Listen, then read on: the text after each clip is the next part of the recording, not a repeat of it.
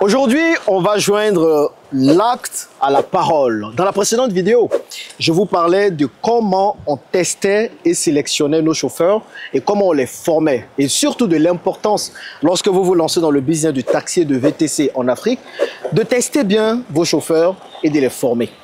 Donc, pour être plus concret, parce que vous savez que moi je suis très concret, j'ai décidé de partager un entretien que j'ai eu avec notre formateur. C'est notre formateur d'auto-école qui est chargé de tester les chauffeurs, donc de faire les tests de conduite avec nos chauffeurs lors des recrutements et également aussi de les former très régulièrement. Si vous voulez faire le business de taxi et de VTC en Afrique, arrêtez de faire ce business comme des amateurs. Je peux vous dire que ce n'est pas un business pour les enfants. Hein, c'est les enfants, il faut le business et puis ils pleurent. Et puis non, c'est pas ça. C'est un business de professionnels. Vous êtes obligé de professionnaliser votre business pour avoir de l'argent. Et moi, c'est ce que je suis en train de faire. Et c'est ce qui explique en partie pourquoi je réussis dans ces secteurs là où plusieurs échouent. Donc, écoutez attentivement cet entretien. Parce que M. Ouedraogo, comme vous allez le voir, partage toujours des pépites lorsqu'on discute avec lui. Et je l'appelle pépite aussi parce que c'est quelqu'un de sérieux, quelqu'un de professionnel, quelqu'un de talentueux qui maîtrise la conduite. Et vous saurez pourquoi. Je ne pense pas garder cette vidéo longtemps sur la chaîne parce que forcément c'est précieux pour moi. Mais je décide aujourd'hui de vous la partager parce que je veux vous montrer qu'il est possible de réussir dans ce secteur de business, dans ce secteur de taxi et de VTC en Afrique, à condition de faire les bons choix et de mettre en place le bon système. Donc, je vous ouvre vraiment le cœur de mon business, le cœur qui me permet vraiment de faire battre ce business et de le faire vivre, afin que vous puissiez vous en inspirer et vous aussi réussir dans ce secteur. Et je le répète, si vous avez d'autres questions sur le business de taxi et de VTC en Afrique, ou bien si vous êtes sceptique, j'organise une masterclass gratuite dans laquelle je parle un peu de tout ça, de comment réussir et dans laquelle vous pouvez venir me poser toutes vos questions ce dimanche. Donc, il y a un lien dans la description de la vidéo. Téléchargez ce lien. Bon, ne le téléchargez pas. Cliquez sur ce lien. Vous allez aller sur une forme, une page, renseigner toutes vos informations et puis vous allez rejoindre cette masterclass privée et gratuite où vous pourrez me poser toutes vos questions. Okay? Cette masterclass est ouverte pour les 100 premières personnes à s'inscrire. Donc, faites vite parce que les places sont très limitées. Voilà, je vous laisse avec M. Ouedraogo. Profitez bien de cet entretien et puis sauvegardez bien tout ce qu'il va dire parce que la vidéo ne va pas rester longtemps sur la chaîne. C'est parti.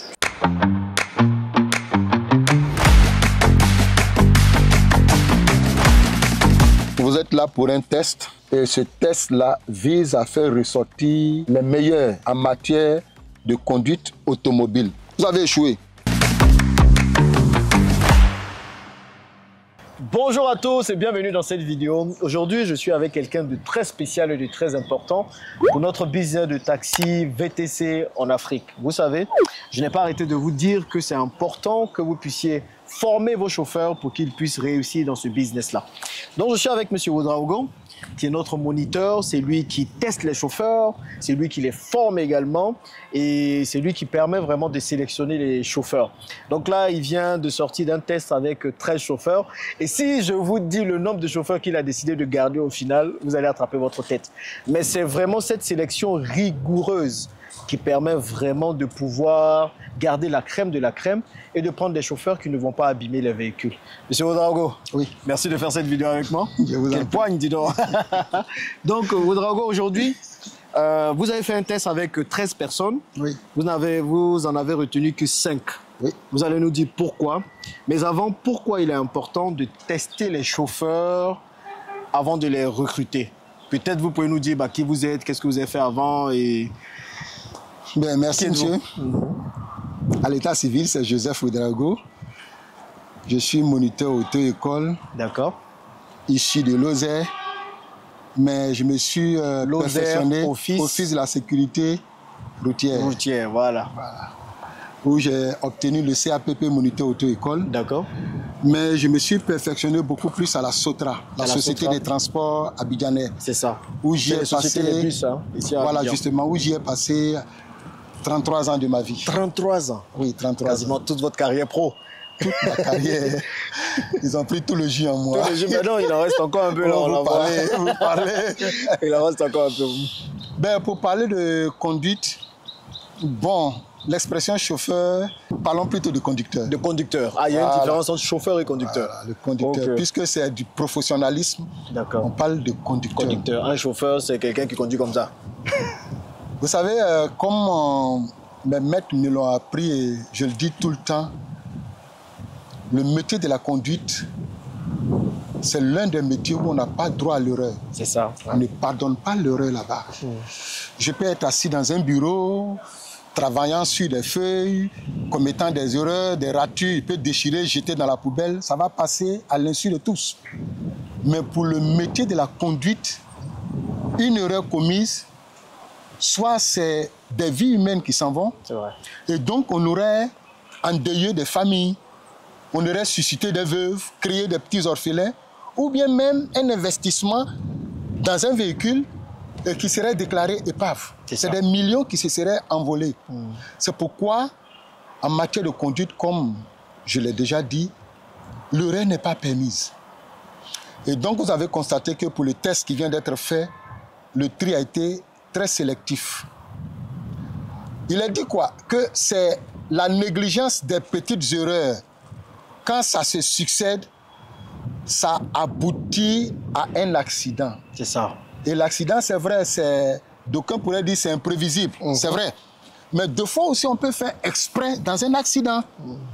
Quand tu sais que cette manière de conduire-là n'est pas la bonne, mais arrête. C'est vrai. Arrête. De façon consciencieuse, arrête. Ne prends pas ce risque. Voilà. Le test a révélé...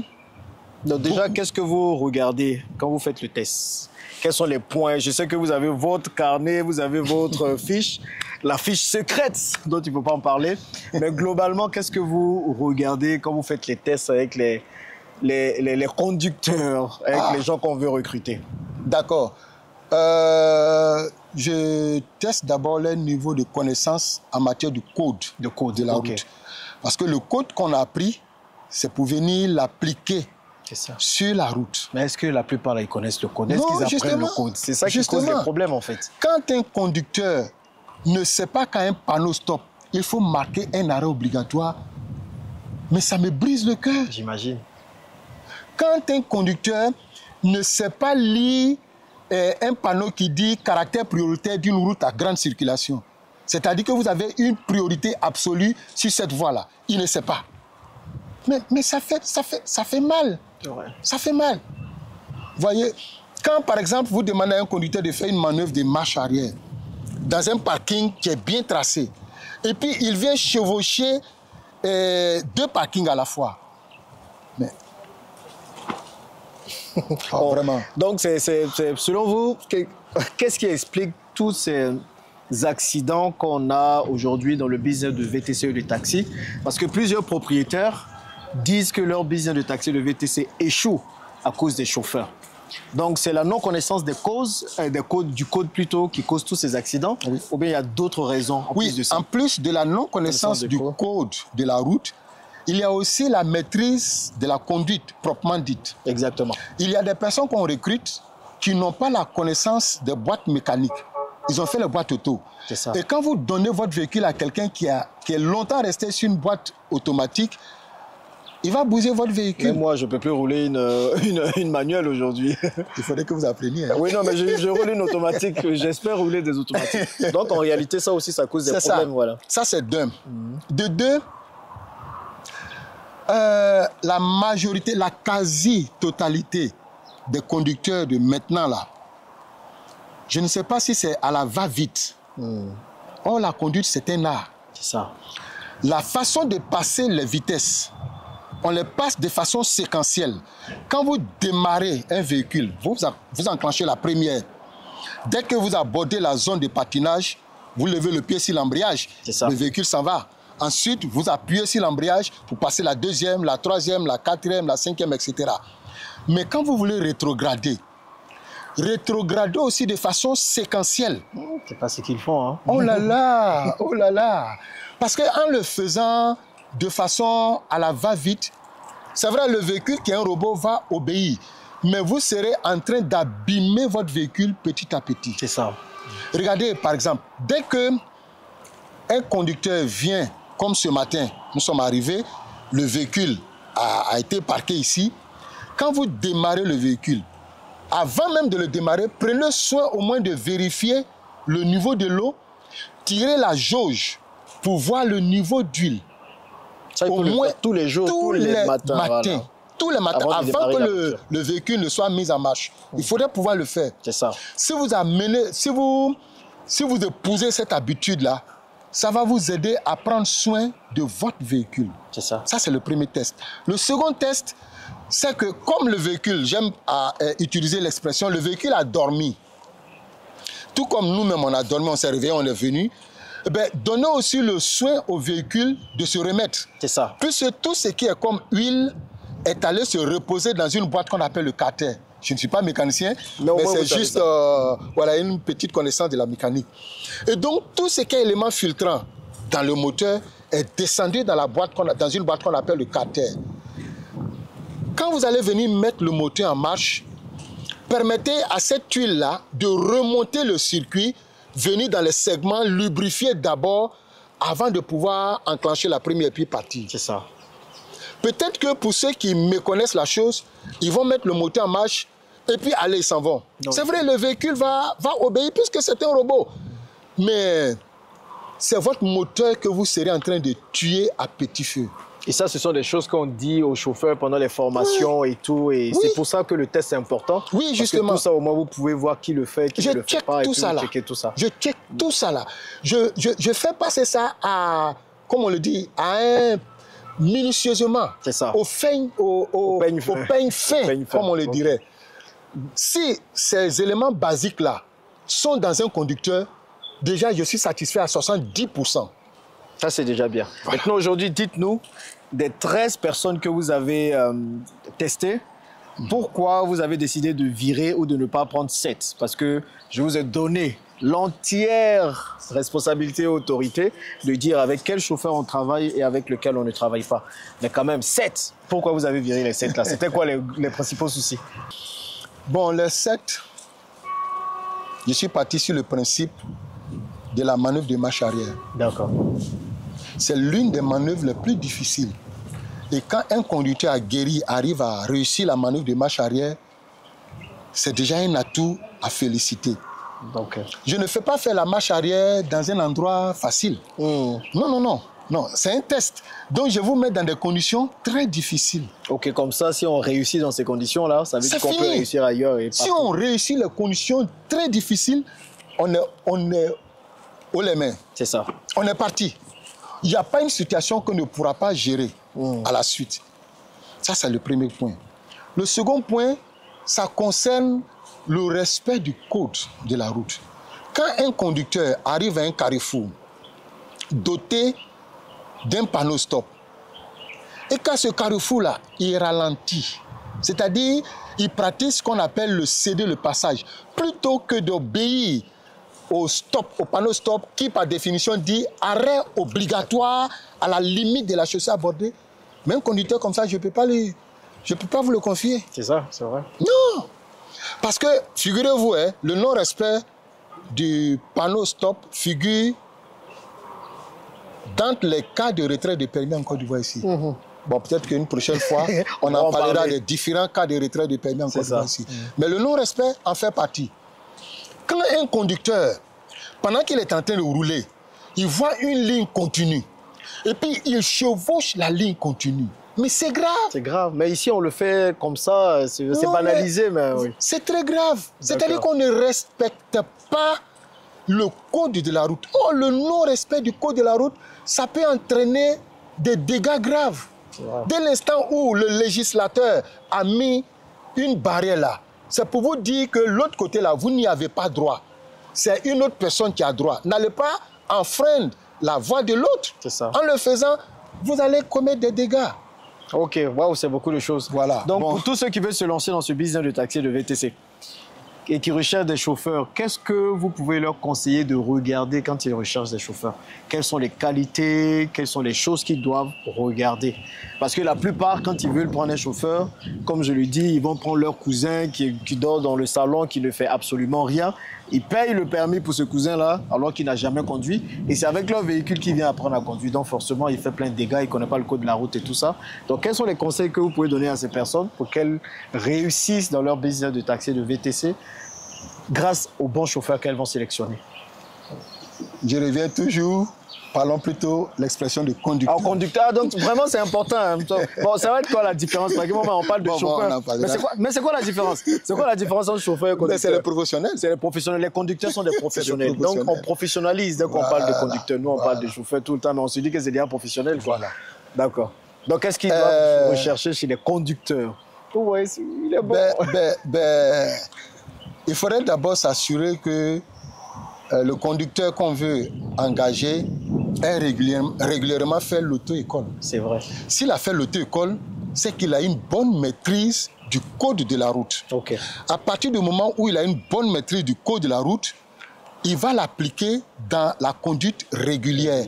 Et donc, parce que dans le code de la route, il y a quand même une petite partie, une mécanique élémentaire qu'on vous montre concernant le véhicule. Et donc, il va conserver votre véhicule pendant longtemps. Il ne va pas vite l'abîmer. Et puis, conduisant selon les règles de l'art, il ne va pas commettre des erreurs. Il ne va pas enfreindre les lois du pays dans lequel nous sommes. C'est ça. Et ensuite, bien sûr, comme je l'ai dit, la conduite, c'est un art. Il va conduire selon l'art. Wow. Okay. Oui, c'est un art. La conduite, c'est un art. Quand vous me voyez conduire, vous êtes content. Okay. Je le dis parce que plusieurs fois, j'ai eu le témoignage.